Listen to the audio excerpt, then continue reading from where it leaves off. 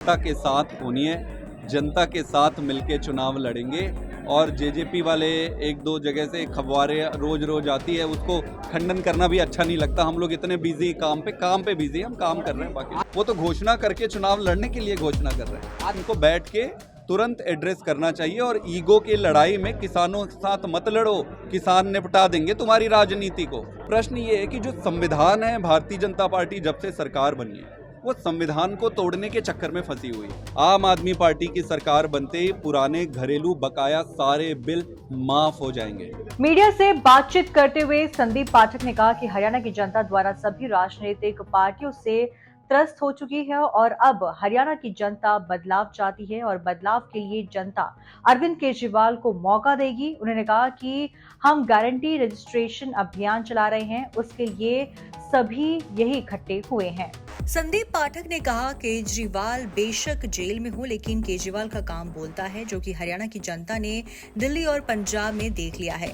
अब हरियाणा की जनता बदलाव करेगी। जजपा से गठबंधन के सवाल पर संदीप पाठक ने कहा 1 अक्टूबर को चुनाव है। आम आदमी पार्टी पूरी तरीके से तैयार है।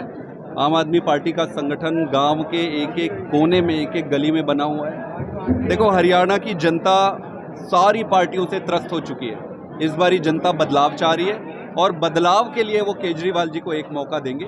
उसी के सिलसिले में, उसी के संबंध में हम गारंटी रजिस्ट्रेशन जो अभियान चला रहे हैं उसके लिए आज इकट्ठे हुए थे। केजरीवाल का संदेश किस तरह दे रहे हैं? केजरीवाल जेल में है, बड़ा हरियाणा की जनता है, तो किस तरह समझा रहे हैं कि केजरीवाल के पक्ष में? देखो, केजरीवाल का काम बोलता है। केजरीवाल को भाषण देने की जरूरत नहीं है, ये घोषणा मंत्री जैसे घोषणा करने की जरूरत नहीं है।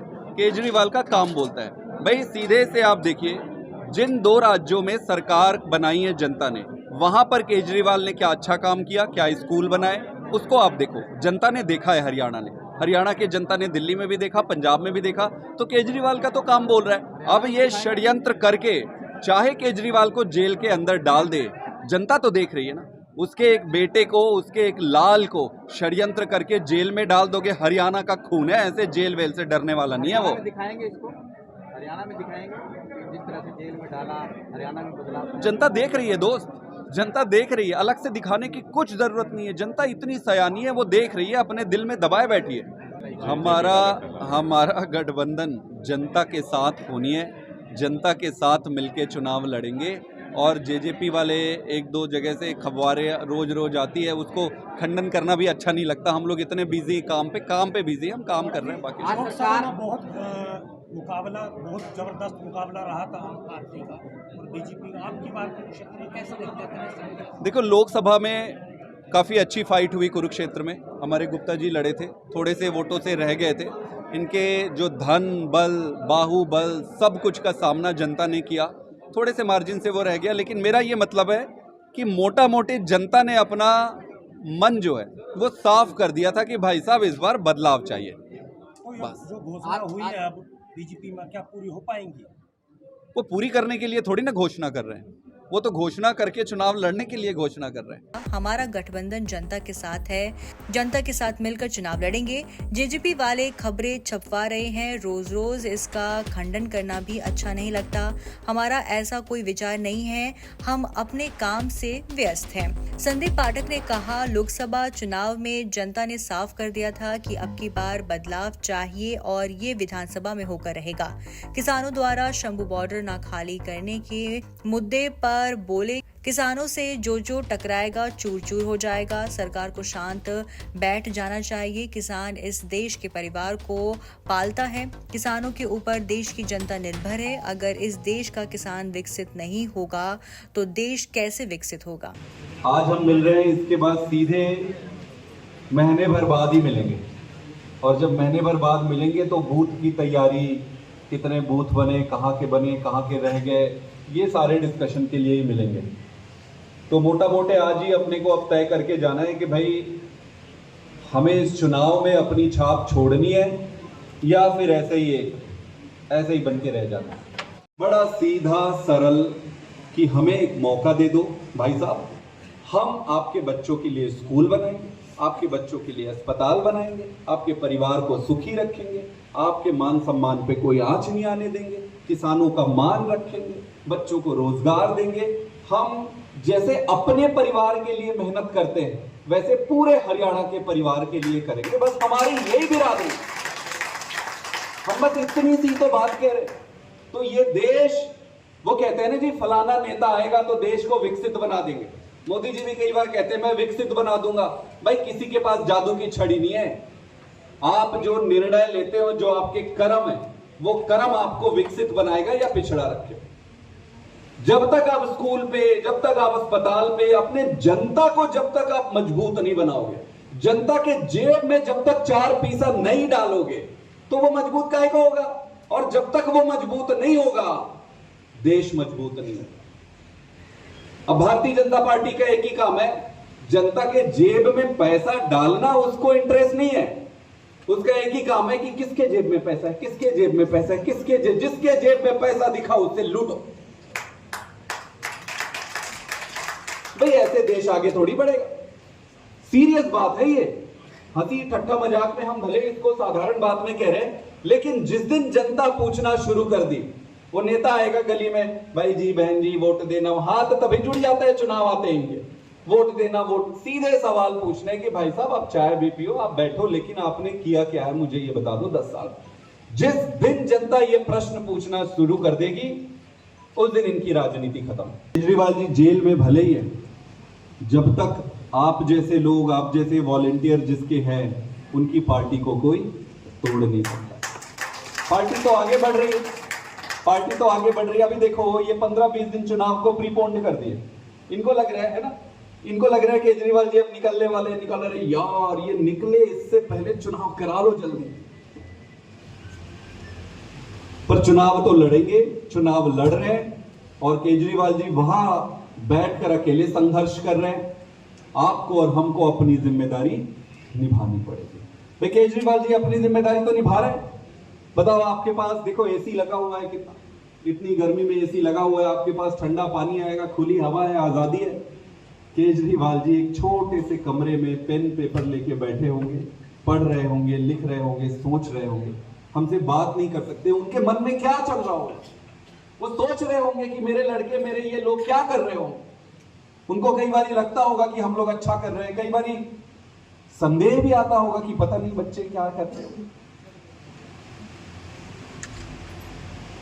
पर उन्होंने इतनी अच्छी ट्रेनिंग दी है हम सबको कि किसी की हिम्मत नहीं कि आपकी पार्टी को तोड़ दे। ठीक है, तो मैं ये कह रहा हूं कि हमें अपनी ताकत समझना है। और चुनाव में ये बार बार ये कहते हैं कि भाई चुनाव लड़ना नहीं आता। इनको हम दिखाएंगे कि चुनाव कैसे लड़ा जाता है। मैं मानता हूं हमारे पास पैसे नहीं, मैं मानता हूं हमारे पास पैसे नहीं है इनके जीतने, पर मुझे लगता है पैसा अकेला चुनाव नहीं जिता सकता। जिसमें जोश और जुनून होगा ना, जोश और जुनून के सामने हमेशा पैसा होगा।